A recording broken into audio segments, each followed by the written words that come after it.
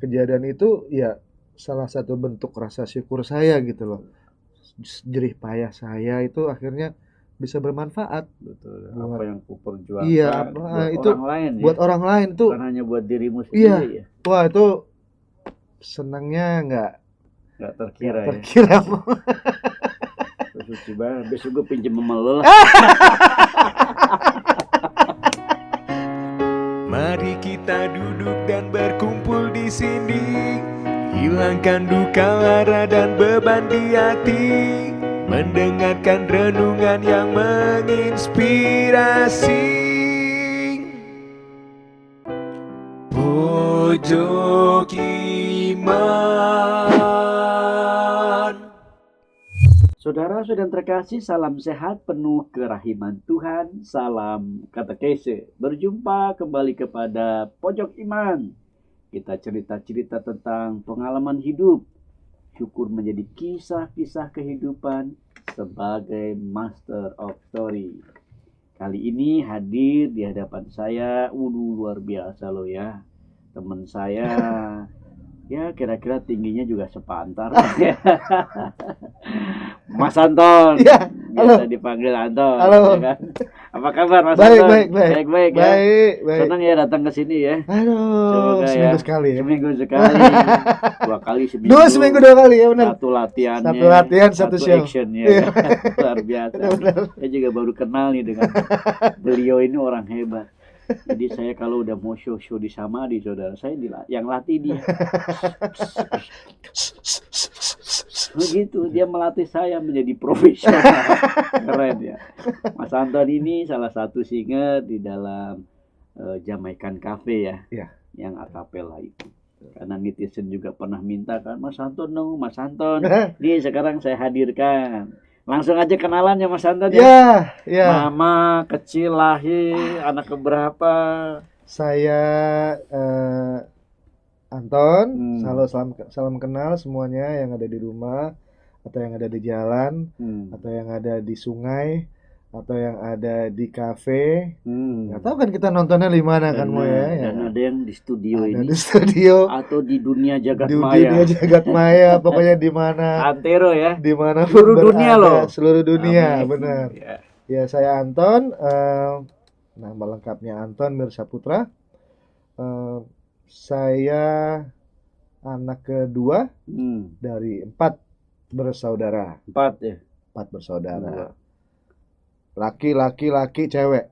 Laki-laki cewek. Iya, gitu. Kok sama lu sama si Sama-sama. Mas Riko tadi juga ya? Ya, benar, sama. Hampir mirip ya, anak kedua juga. Anak kedua juga, ya benar. Yang cewek juga yang bagi terakhir. Betul. Janjian. Persis. Oke. Ya, saya udah umur nggak usah kan umur. Boleh lah kalau cowok boleh Ton. 47. 47. Sebulan yang lalu persis sebulan lalu baru ulang tahun Mo. Oh gitu. Sebulan yang lalu. 22 September. Happy birthday. Keren banget dong. Bom. Iya. Keren banget. Gitu. Saya dilahirkan 47 tahun yang lalu. Saya anak kedua dari 4 bersaudara. Terus saya juga tinggal di Jakarta Timur tepatnya. Terus saya SD di YPAC.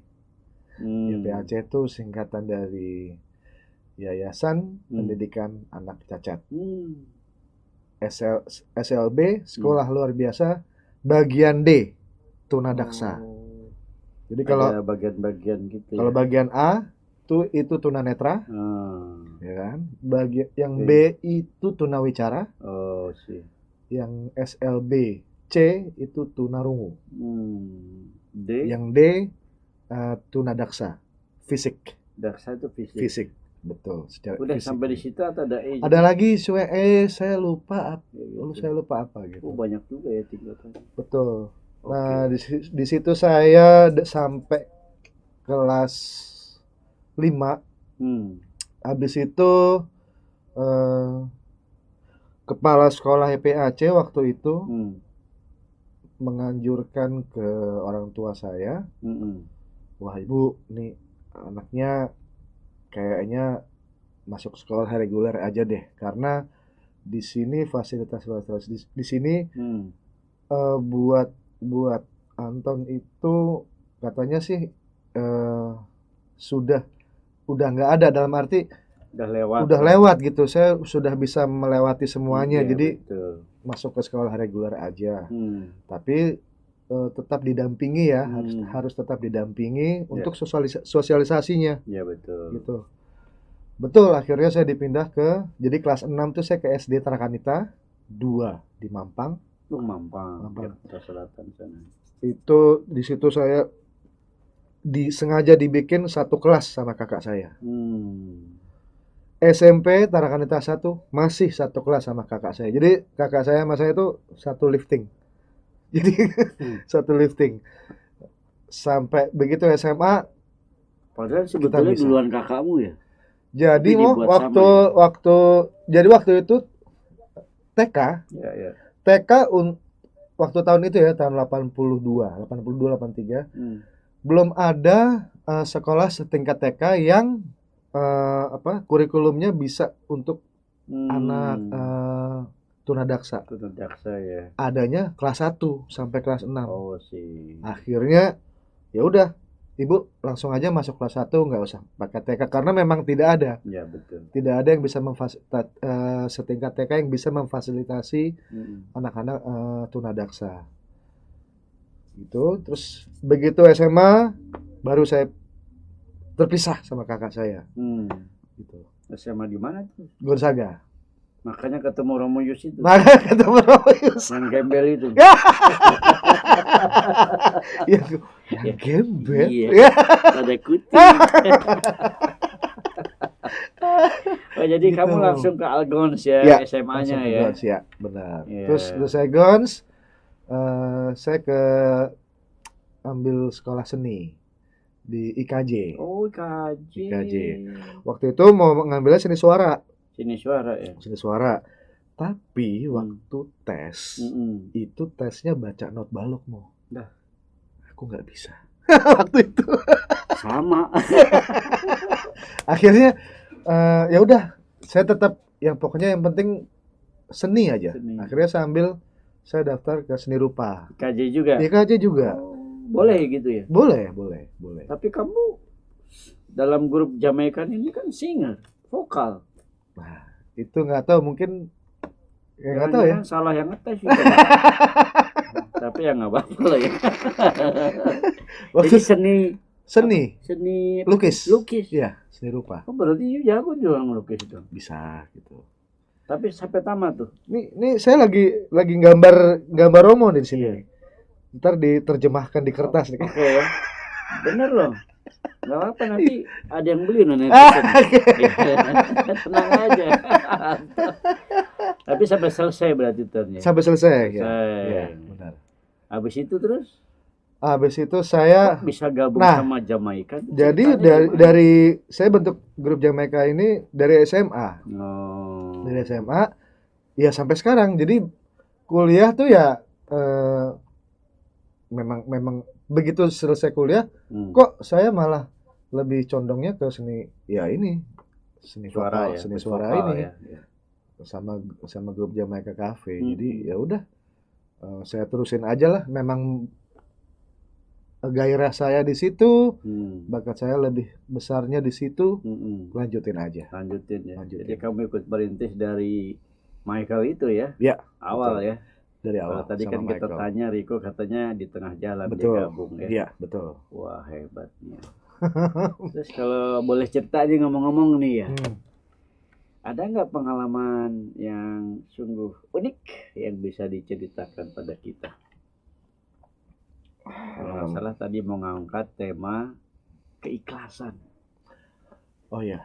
Ada pengalaman apa itu? Kamu kok tadi seperti gue mau cerita tentang keikhlasan.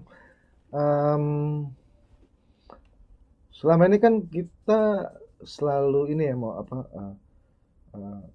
berbuat baiklah sama orang, berbuat baiklah sama orang, nanti akan balik ke kamu, akan balik ke kamu. Take and give.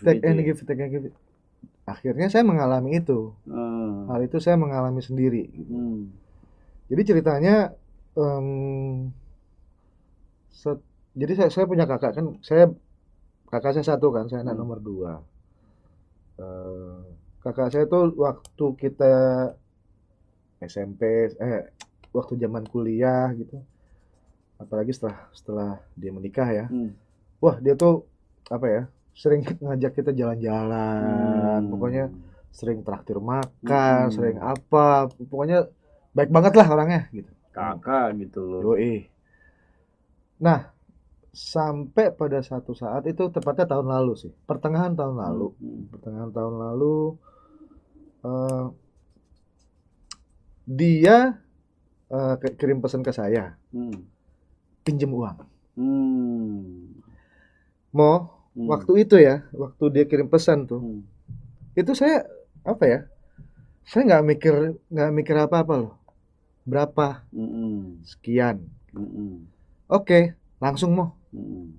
Karena itu mau di saat saya itu saya seneng loh, asli seneng banget. Orang butuh kok ya kan? Iya, dan senengnya gini, satu saya akhirnya bisa ngebantu kakak saya yang selama ini baik banget sama saya. Terus kedua ya, jerih payah saya selama ini akhirnya bisa bermanfaat gitu loh. Itu makanya saya seneng banget.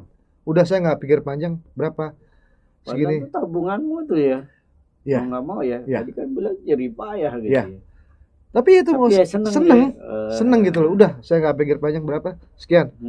Oke. Tutup. Udah langsung. Berat. Dan dari situ udah saya nggak pernah mikir itu bakal balik. Ya betul. Nggak pernah saya mikir itu. Terus tahu nggak sampai sekarang ya. Ya. Alhamdulillah puji Tuhan, berkat saya nggak pernah putus. Waduh. Ya itu makanya saya alamin sendiri gitu loh. Wah, bener ya kata orang tuh bener ya. Betul, ya. Jadi akhirnya saya ngalamin sendiri gitu loh. Itu ya. Iya, dan ya nggak tahu ya, pokoknya waktu itu saya senang banget. Pokoknya kalau udah memberi ya memberi aja lah. Memberi aja. Tanpa syarat ya. Tanpa syarat. Kembaliin lu ya. Gimana lu ya? Kembali syukur ya. Kembali syukur ya. Nggak kembali ya. Bukan syukurin kan. Bukan syukur. Ya sudah lagi. Ya, gitu. Iya. Oh ini pengalaman ya. Dan ya mungkin banyak orang yang seperti ini, cuman buat saya unik karena akhirnya saya ngalamin sendiri gitu loh. Itu kapan kamu memberi itu pengalaman di tahun lampau atau pertengahan tahun lalu? Pertengahan tahun lalu. Justru ketika itu. Iya. Ya ini kita nggak melihat nilai ya, pasti nilainya gede nih ya. Gede. Pasti gede ya. Iya, betul. Dan dalam catatan itu kamu ikhlas tuh. Waduh. Ikhlasin semua ya. Bukan karena dia pernah nraktir gitu. Itu juga itu juga. Maksudnya dalam arti akhirnya saya bisa berbuat baik juga gitu loh. Gitu. Gue udah bisa balas. Balas gitu loh. Dan aduh, itu seneng banget saya waktu itu. Kegembiraan macam apa nih Ton? Yang pengen gue tahu. Senengnya kayak gimana? Apa seneng kalau pas kita juga kayak nyanyi gitu? Iya, kegembiraan kayak gitu. Kegembiraan saya yang ya setelah itu ya saya kayak biasa aja, kayak yang kayak seperti apa ya? Kayak beban saya tuh lepas gitu. Lepas ya? Iya. Jarang-jarang loh. Orang kan kadang apa sih lu pinjam-pinjam? Saya kembaliin ya. Kapan? Gimana? Iya. Kalau nggak kembaliin marah-marah. Apalagi kan maaf ya. Ini yang minjem kakak kan. Iya. Dan sekarang ya ini masa pandemi ya, Ya betul. Ya itu tadi saya bilang sampai sekarang malah di masa pandemi ini kegiatan saya malah lebih padat dibanding masa normal. Betul. Itu waduh ya bersyukur banget Betul ya. Sangat bersyukur. Dan itu juga itulah kejadian itu ya salah satu bentuk rasa syukur saya gitu loh. Jerih payah saya itu akhirnya bisa bermanfaat. Betul. Buat, apa yang kuperjuangkan iya, buat itu orang lain ya. Buat orang lain tuh. Bukan hanya buat dirimu Iya. sendiri ya. Wah, itu senangnya nggak terkira ya. Terkira. Suci banget. Besok gue pinjem sama lo lah. Udah habis apa lagi? Udah habis ya. Karena kita sesama ya. Sama-sama memberi enak. Tapi bisa nggak kalau kayak gini misalnya dari pengalaman iman gitu ya, kan pasti Mas Anton juga bertuhan gitu ya. Iya. Ada nggak di sini kayak campur tangan Tuhan? Tuhan tuh ngarahin aku sebetulnya di situ ya. Iya. Atau ini sebuah perjuangan yang ya aku memang memperjuangkan dua-duanya. Ini, dua-duanya ya. Iya. Dua-duanya ya. Mungkin memang di situ saya sampai sekarang saya mikir, oh mungkin ini maksudnya Tuhan melahirkan saya. Maksudnya eksistensi saya, betul, mungkin tujuannya ini ya. Gitu. Hebat tuh kalau udah begitu loh. Adik-adikmu kemana gimana? Mereka juga udah mandiri lepas udah mandiri. Keluarga ya, kami semua udah mandiri. Udah mandiri udah semua. Mandiri ya? Semua. Minimal mandi di atas kaki kiri. Mandiri. Dan statusnya kamu sama saya pasti. Oh gitu ya. Iya. Bujangan. Jomblo bahagia. Oke, Ton, selain nyanyi mungkin kamu punya kegiatan lain nggak? Ini saya punya studio rekaman. Studio rekaman. Ya. Apaan? Kayak gini. Cuman nggak sebagus ini sih. Untuk rekaman apa? Lebih ke ini, istilahnya audio post production. Lebih ke post production. Bukan yang rekaman berarti. Jadi kayak misalnya nih, misalnya nih kita kan direkam nih ya. Ini saya datanya bisa saya poles gitu loh. Oh, di situ mainnya. Iya. Bukan ngelukis. Udah agak lupa lah Mas. Tapi masih bisa ya? Pujitan masih bisa. Buktinya masih tadi gue udah lagi di ini ntar mau dibikin kayak atau dia lukisannya mau dibikin kayak Brad Pitt apa Tom Cruise ya gitu ya. Tom Cruise, saja jauh banget ya. Saya mah sejenis Darto helm aja. Tertawa tidak ya. Kalau boleh juga melihat situasi Anton dengan situasi sekarang ini, kadang-kadang juga memotivasi orang nggak yang selevelnya Mas Anton gitu dalam hidup lo? Waktu ini beberapa hari minggu lalu ya kan? Ikut ini kan yang UBK itu di Curug itu ya? Di Curug itu. UBK ya? Iya. Dan waktu kemarin ada yang WhatsApp saya, ya dia kayak apa ya, pengen curhat gitu. Karena dia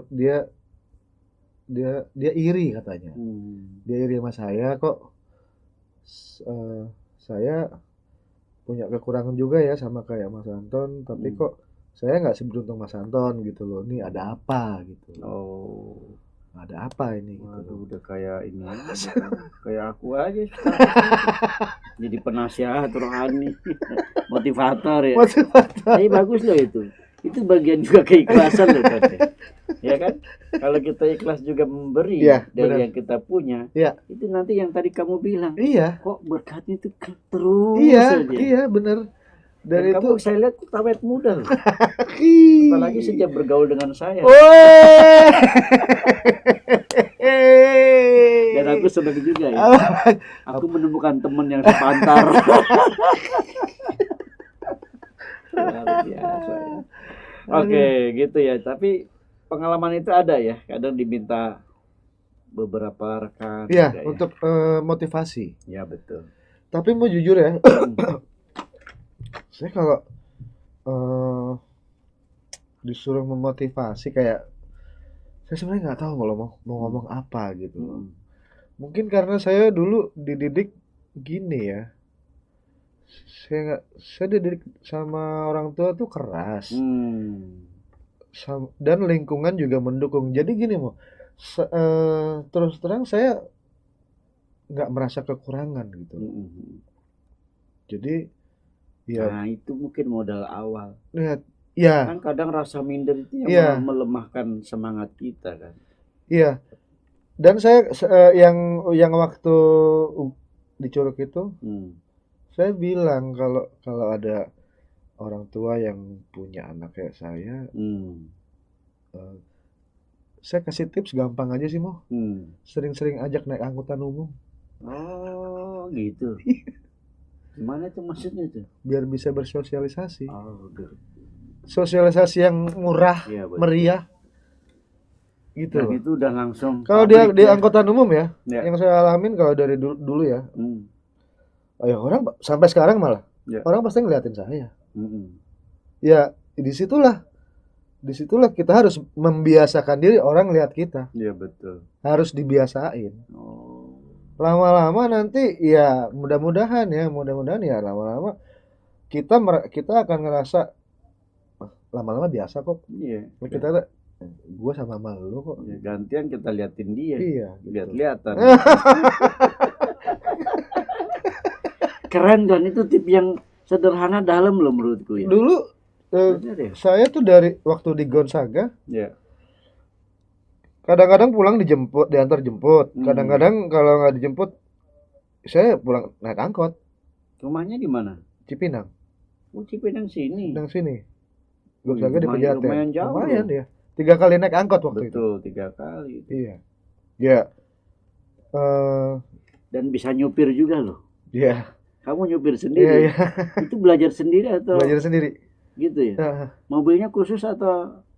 Biasa aja. Selama mobilnya Matic dan istilahnya power steering, aman semuanya. Oh, saudara-saudara, ini semuanya keren loh ya kesaksiannya ya.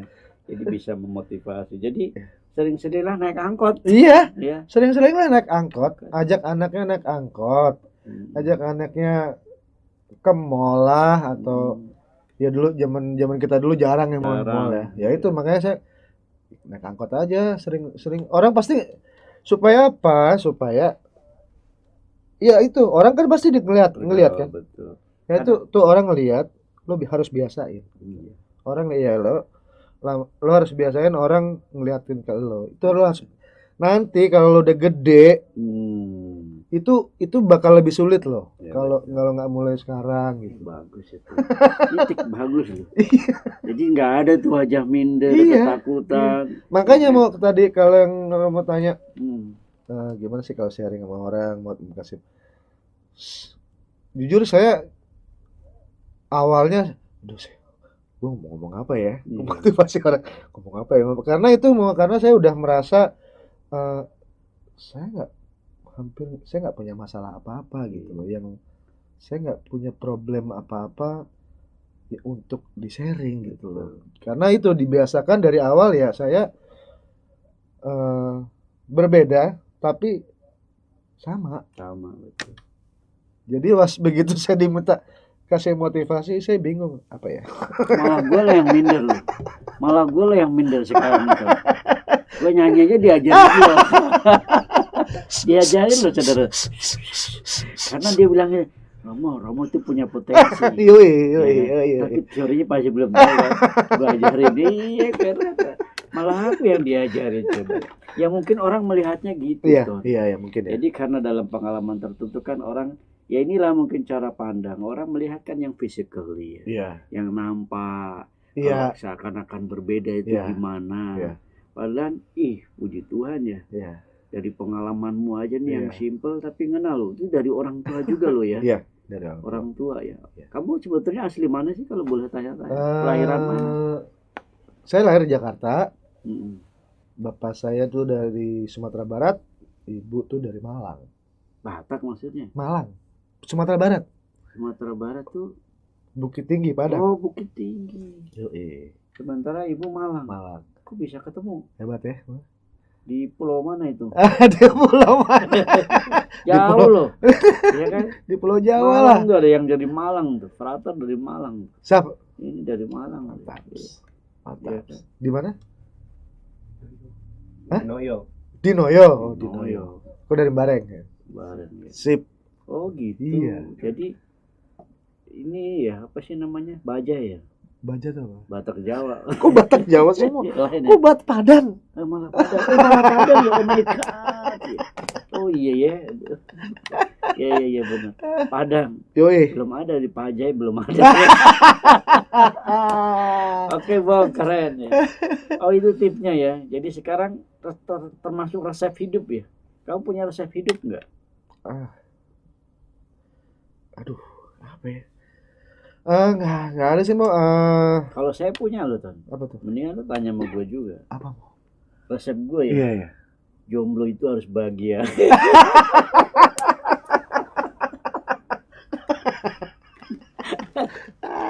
Kalau aku resep hidupnya gini. Belajarlah mentertawakan diriku sendiri. Itu bener banget tuh. Karena dengan mentertawakan diriku sendiri, Betul. aku tahu kesalahanku dan tidak perlu mentertawakan orang Betul. lain. Benar ya, Ton? Wah, tos lu, Mo. Keren ya. Itu nggak, itu bener banget. Bener ya? Banget. Ntar saya pinjem, Mo ya. Iya. Itu bener Makanya banget. gua nanya gitu juga. Tapi itu bener loh. Bener ya. Bener banget. Ya. Kalau kita udah bisa mentertawakan diri sendiri, iya. Luar biasa kan. Aman loh Kayak semua. di komedi kita kan Yoi. belajar mentertawakan. Imun ya kan. Tiap kali ketemu Yoi. banyak yang kamu kok sekarang awet muda. Iya. Komedi sama aja. Dan Anton juga ketularan tiap hari ya. Jomblo kita sama bahagia. Makan kita sama bahagia dan yang lain-lain saudara. Oke.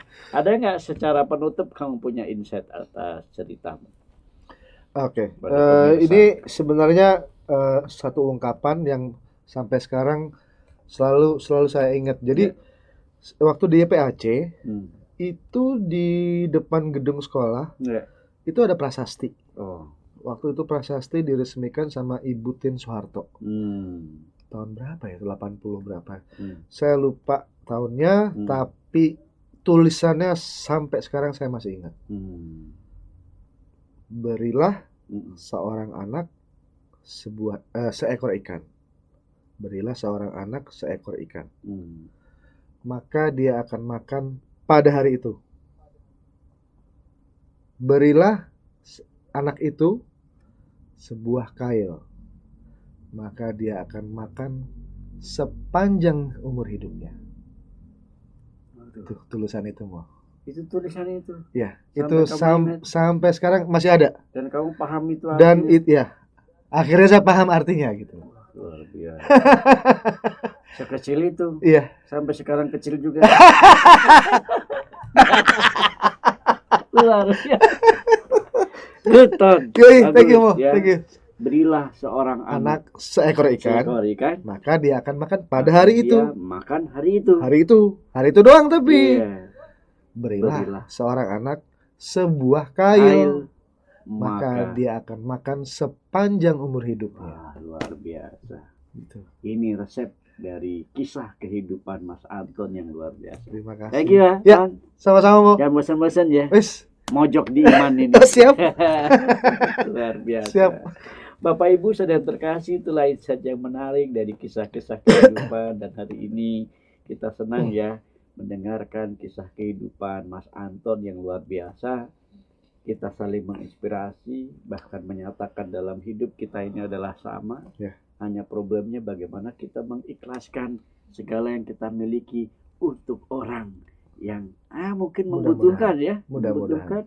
Dan di situ Mas Anton bilang berkatnya itu ya, kok kayak nggak ada habisnya ya.